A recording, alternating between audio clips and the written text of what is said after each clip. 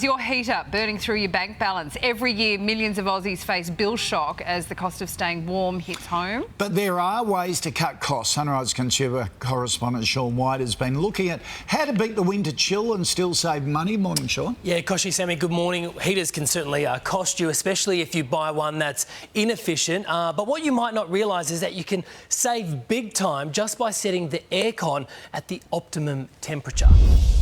Heating your home can be costly, especially if you don't go about it the right way. But one Melbourne couple think they've got it nailed.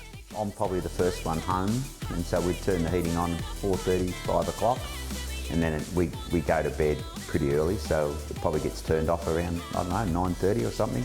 Helen and Brian Proud are from Melbourne and have a central heating unit.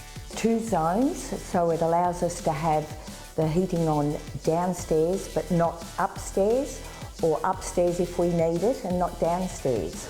The couple believe their separated system has helped them to keep their bills down during the colder months. We've never really had any bad winter bills. It's been pretty good so far.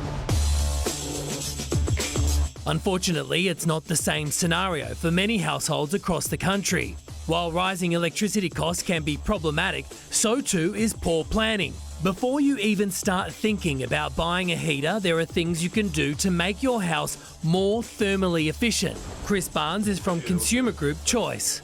Put insulation in the ceiling, even under the floor or in the walls if you can. Use draft stoppers. Put on a jumper. But once you get to buying a heater, what's the best option? First up, electric heaters. They're cheap to buy and good for heating a small space. But they are expensive to run over a long term. They're nowhere near as efficient as, say, a reverse cycle air conditioner, and they can't heat as big a space. So you're not going to be able to heat your whole house using lots of electric heaters unless you really want to pay a big electricity bill. Next up, gas heaters. They can be really effective at heating a larger space, but a bit more expensive than a portable electric heater, and obviously you have to have gas connected. If you don't keep them regularly maintained every few years, there are risks of carbon monoxide leaks and that sort of thing. So you really should be considering a carbon monoxide alarm alongside your gas heater. Lastly, reverse cycle air conditioners. They're a lot more efficient electrically than a portable electric heater, but of course they are more expensive to buy, and you have to pay to get them installed. Sophie Kostov is from Origin Energy. She says there's one key thing we tend to forget. The key tip for Australians this winter is to set your temperature to 20 degrees. Every degree over this will add 10% to your energy consumption. Also, look out for the energy efficiency rating when purchasing new appliances and consider long-term operating costs. For example, with a reverse cycle air conditioner, A 5.5-star unit compared to a 3-star unit or lower could save between $2,000 and $3,000 over 10 years.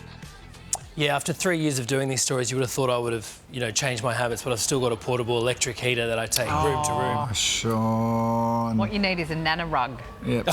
Okay. They're good. And Ugg boots. And Ugg boots, and don't forget to accidentally wear them to work like I did this morning. Thank you, Sean.